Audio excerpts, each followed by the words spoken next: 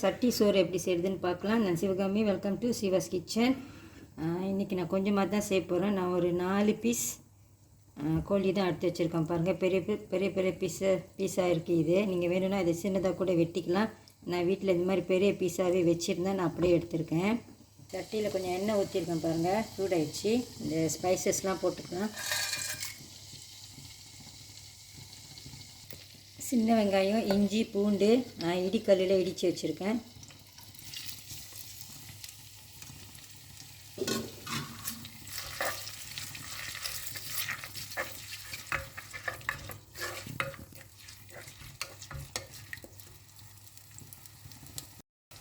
கொஞ்சம் கருவேப்பிலை, கடைசியாக மறுபடியும் கொஞ்சம் கருவேப்பிலை போட்டுக்கலாம்.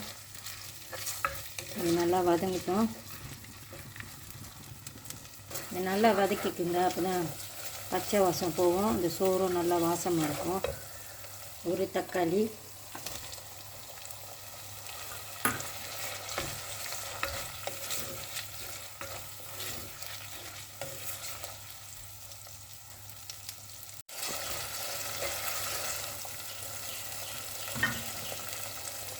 மிளகாத்தூள். நான் மீன் கறித்தூள் தான் எடுத்திருக்கேன். நீங்கள் இறைச்சி கறித்தூள் எடுத்துக்கோங்க. இது வெறும் மிளகாத்தூள்.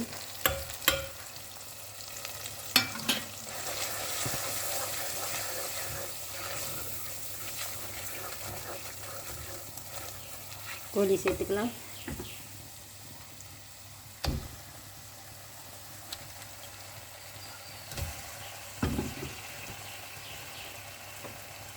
கொஞ்சமாக தண்ணி, இந்த கோழி வேகணும்.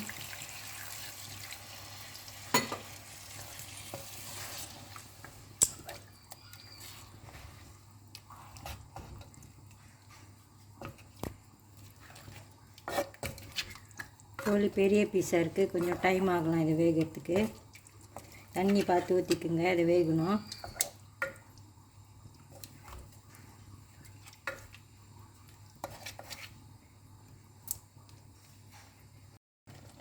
உப்பு இப்போயே சேர்த்துக்கலாம். கோழிக்கும் சோறுக்கும் சேர்த்து தான் போடுறேன்.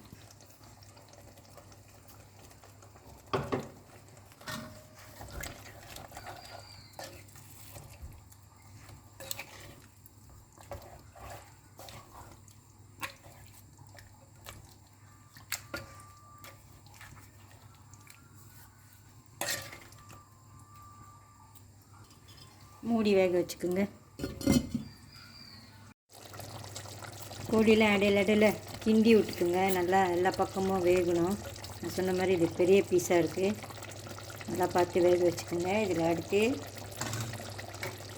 பச்சை மிளகா எடுத்துருக்கேன். இது சிக்கன் ஸ்டாக் வேணும்னா போட்டுக்கோங்க. ஆப்ஷனல் தான். நான் பாதி போட்டிருக்கேன். black pepper,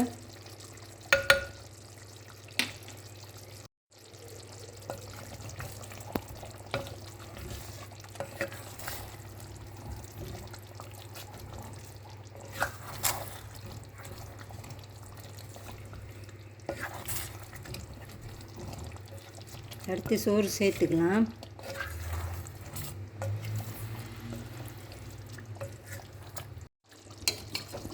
நான் 2 கப்பு பாஸ்மதி அரிசி வேக வச்சுருக்கேன்.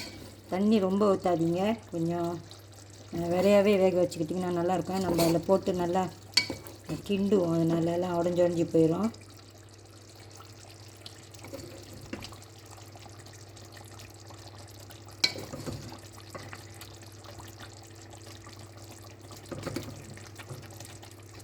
கிண்டி விட்டுருங்க.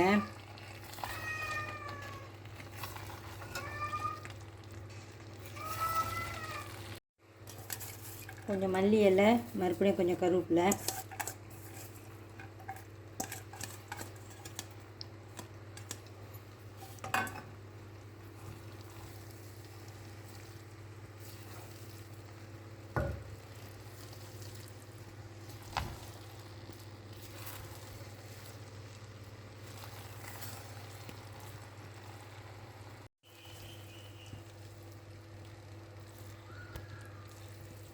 சிவாஸ் கிச்சன் சட்டி சோறு ரெடி ஆகிடுச்சு பாருங்கள். இந்த வீடியோ உங்களுக்கு பிடிச்சிருந்துச்சின்னா லைக் பண்ணிவிட்டு ஷேர் பண்ணிவிட்டு சிவாஸ் கிச்சன் சேனலுக்கு சப்ஸ்கிரைப் பண்ணிக்கோங்க. தேங்க்யூ ஃபார் வாட்சிங்.